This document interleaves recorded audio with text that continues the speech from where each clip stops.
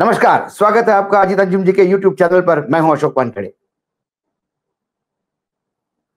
4 राज्य चुनाव होने हैं। 2 राज्यों के चुनाव अनाउंस हुए हैं, जम्मू कश्मीर और हरियाणा। झारखंड और महाराष्ट्र रुका हुआ है मामला। वैसा पिछले कुछ चुनाव देखे तो हरियाणा और महाराष्ट्र के चुनाव साथ-साथ हो रहे थे, लेकिन इस बार भाजपा की दाल सभी दूर पतली दिखाई दे रही है।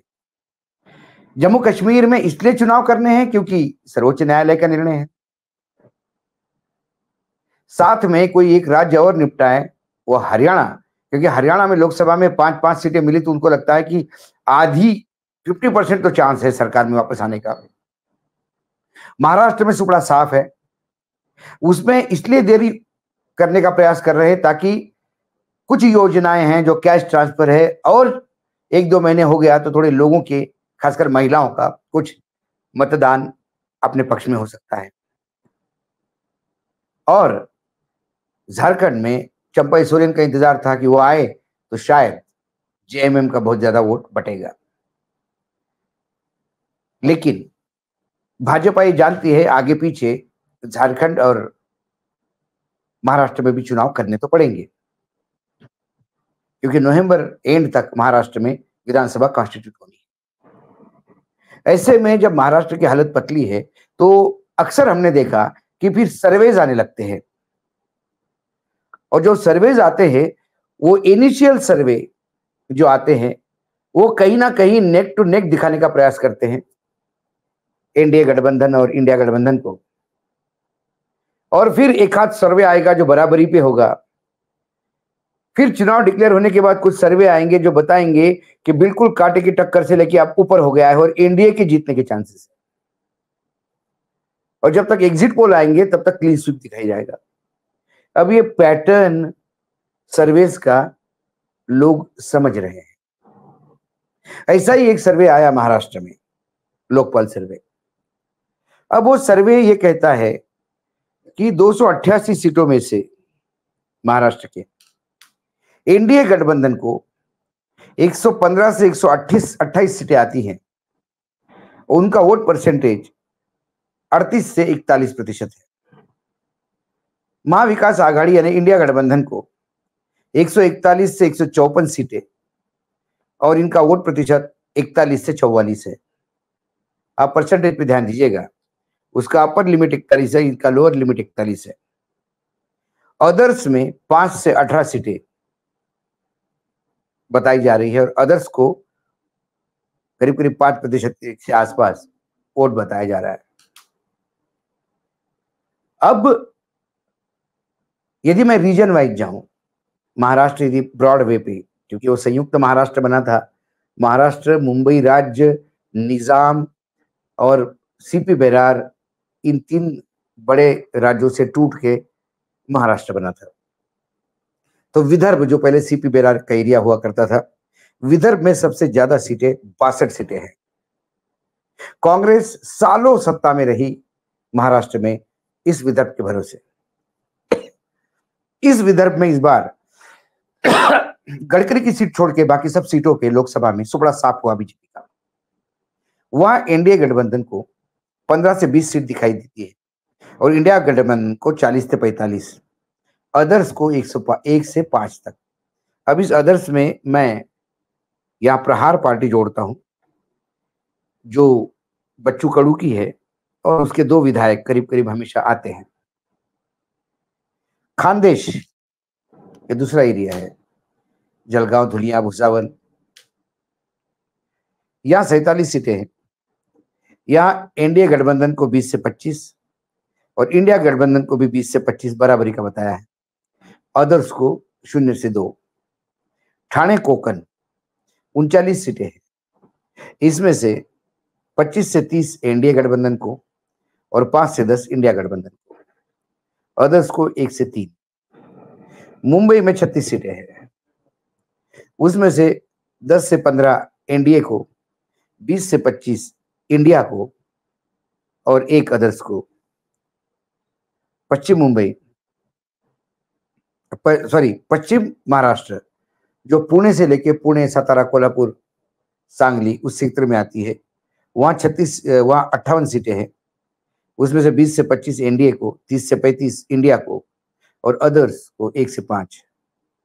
और मराठवाड़ा में 46 सीटें हैं, जिसमें एनडीए को 10 से 20 और इंडिया गठबंधन को 25 से 30, अदर्स को 2। ये जो सर्वे है, इस सर्वे को जब मैं देखता हूं, क्योंकि इसका सैंपल सर्वे पर कॉन्स्टिट्यूएंसी 500 का है और 1.5 लाख सभी कॉन्स्टिट्यूएंसी में 228 में करीब-करीब 1.5 लाख सैंपल इन्होंने उठाया है। ये सैंपल बहुत छोटा है। दूसरी बात, यदि मैं लोकसभा के चुनाव देखूं और लोकसभा के चुनाव में विधानसभाओं में जो ऊपर नीचे हुआ है या वहां का जो वोट परसेंट है वो देखूं, तो फिर ये सर्वे शायद उसी का आकलन करके बनाया गया, ऐसा मैं कहूं तो गलत नहीं होगा। हालांकि सर्वे एजेंसी ने काम किया होगा, मैं उनके काम करने के तरीकों पे प्रश्न चिन्ह नहीं उठाता, लेकिन निर्णय जो है वो अक्सर लोकसभा और विधानसभा के चुनाव में बातें अलग हो जाती है। खासकर इंडिया गठबंधन जिस ताकत के साथ मिलकर लड़ रहा है, जहां मुख्यमंत्री पद का कोई विवाद नहीं, शरद पवार जी ने बोल दिया कोई मुख्यमंत्री नहीं होगा, हम चुनाव के बाद तय करेंगे, जिसकी ज्यादा सीटें उसकी ज्यादा मुख्यमंत्री होगा। सीट बंटवारों को लेकर 2-4-5 सीटों का हो सकता है कि कहीं फ्रेंडली कॉन्टेस्ट हो जाए या कुछ अड़े रहे एक दूसरे के लिए, बाकी by and large seat distribution भी तय है। ना एक दूसरे पे कोई आरोप, उद्धव ठाकरे से लेके कांग्रेस से लेके शरद पवार एक दूसरे पे आरोप लगाते हुए दिखाई देते हैं, उल्टा एक दूसरे को समर्थन में उतरते हुए दिखाई देते हैं। दूसरी तरफ यहां पर जो एनडीए गठबंधन है, जिसमें बीजेपी, एकनाथ शिंदे और अजित पवार है, अजित पवार के खिलाफ लगातार एकनाथ शिंदे के लोग आग उगल रहे हैं, अजित पवार के लोग एकनाथ शिंदे के खिलाफ आग उगल रहे हैं। एकनाथ शिंदे अपने लोगों को कह रहे हैं कि मेरी सीधी अमित शाह से बात हो रही है, मुख्यमंत्री मैं ही रहूंगा, आप चिंता ना करो। दूसरी ओर देवेंद्र फडणवीस जो पिछली बार कह रहे थे कि मैं ही आऊंगा, वो बोल रहे कि नहीं, अभी पार्लियामेंट्री बोर्ड तय करेगा। भाजपा में एक बहुत बड़ी लॉबी इसके लिए कार्यरत है कि 288 सीट पे हमको ही लड़ना चाहिए, इन लोगों को निजात पालो। संघ और बीजेपी अजित पवार से इतना घोर विरोधी है कि उन्होंने पब्लिकली कह दिया कि अजित पवार के साथ जाने से भ्रष्टाचार की लड़ाई कमजोर हो गई है। इन तमाम बातों को देखते हुए और जिस हिसाब से अभी उम्मीदवार उतारे जाएंगे वो बहुत महत्वपूर्ण है। उद्धव ठाकरे ने बहुत बड़ी बात कह दी थी कि जीत महत्वपूर्ण है, मुख्यमंत्री का चेहरा नहीं। सीटें किसको कितनी मिलेगी ये इंपॉर्टेंट नहीं, उम्मीदवार हमारा जीतेगा कि नहीं, और यदि दूसरे का जीतेगा तो उसको समर्थन देना जरूरी है। लोकसभा में जिस हिसाब से बीजेपी सिंगल डिजिट पे आ गई, उस हिसाब से भले ही बीजेपी के नेता कहते होंगे कि हमारा और एनडीए गठबंधन का और इंडिया गठबंधन का वोट शेयर बहुत, वोटों में बहुत कम डिफरेंस है, लेकिन जब प्रतिशत में आप बात करते हैं और जब सीट कन्वर्जन में बात करते हैं, उसमें जमीन आसमान का फर्क होता है। अक्सर प्रतिशत का सहारा तब लेते हैं हम जब हम चुनाव हारते हैं, तब हम कहते हैं कि नहीं, पिछले चुनाव में हमको इतना प्रतिशत मिला था, इस चुनाव में ज्यादा मिला, इसका मतलब यह है कि हमारे वोट बड़े हैं। लेकिन आप चुनाव हारे, उसका क्या? कुछ जगह आप चुनाव 2 लाख से जीतते हो और बाकी जगह आप 1,500 हजार से जीतते हो, तो आपका वोट प्रतिशत भी वहां से इम्पैक्ट होता है। तो वोट प्रतिशत को भी हम छोड़े और यदि इस सर्वे पे जाए तो ये सर्वे मुझे लोकसभा के नतीजों के माइक्रो लेवल पे स्टडी कर कर विधानसभा क्षेत्र में कौन कितना आगे कौन कितना पीछे, उसके हिसाब से किया हुआ ये कैलकुलेशन है। यदि मैं व्यक्तिगत रूप से कहूं, ये अजीत अंजुम जी के शो जरूर है, लेकिन यहाँ पे जो मैं वक्तव्य कर रहा हूं ये अशोक वानखेड़े का आकलन है। यदि आज चुनाव होते हैं तो भाजपा 50 से 60 के बीच में सिमट जाती है और महाविकास यानी महायुति जो एनडीए गठबंधन है, अजित पवार हो, एकनाथ शिंदे हो और भाजपा हो, ये तीनों मिलके 100 का आंकड़ा भी पार करना मुश्किल है। 75 से 80 तक दम तोड़ता हुआ दिखाई देता है। एनडीए गठबंधन यदि इस लेवल पे आता है तो बचा हुआ इंडिया गठबंधन मुझे करीब-करीब 160 पार करते हुए दिखाई देता है, आराम से 160, 170। अदर्स में इस बार मुझे राज ठाकरे कोई बड़ा करिश्मा करते हुए नहीं दिखाई देते। हाँ, जो कुछ सिलेक्टेड पार्टीज़ है, विरार में हितेन ठाकुर जी की पार्टी है, वो 3 सीटें उनकी करीब-करीब फाइनल होती है। बच्चू कडू 2 सीटें लेके आते हैं। बाकी 1-2 सीट पॉकेट में इधर-उधर। तो अदर्स यदि 5 से 6 तक सिमट जाए तो आश्चर्य नहीं। इस बार इंडिपेंडेंट कितने होते हैं ये देखना है। क्योंकि इस बार शरद पवार जिस हिसाब से पिक एंड चूज़ कर रहे हैं, खासकर गाडगे को जिस हिसाब से लाया कागल से या येवला से किसी बीजेपी के बड़े नेता को पार्टी ज्वाइन करके उतार रहे हैं।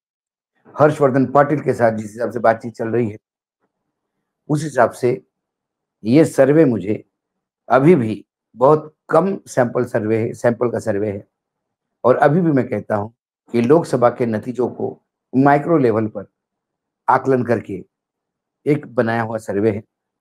ये सर्वे मार्केट में आने के बाद कम से कम यदि इस सर्वे को एनडीए गठबंधन के लोग जो है पूरा भुनाने का प्रयास करेंगे, क्योंकि जितनी बुरी हालत लोग बता रहे हैं उतनी नहीं है। 115, 128 और 140 और 154 की बात करें तो ये 28 सीटों का फर्क है। अभी चुनाव अनाउंस भी नहीं हुए। ये 28 सीटों का फर्क आने वाले चुनाव अनाउंसमेंट के बाद जो सर्वे होंगे उसमें धीरे-धीरे मिटता हुआ नजर आएगा। जो ट्रेंड हमने लोकसभा में भी देखा, बाकी राज्यों में भी देखा, वही ट्रेंड यहाँ होने का प्रयास है। और फिर एग्जिट पोल तो क्लियर कट एनडीए गठबंधन को सरकार बनाते हुए दिखाएगा। जब नतीजे आएंगे तो दूध का दूध, पानी का पानी हो जाता है। कुल मिलाकर इस सर्वे का यदि सच मैं कहूं तो वही है जिसका आकलन मैंने आपके सामने किया। आज इतना ही।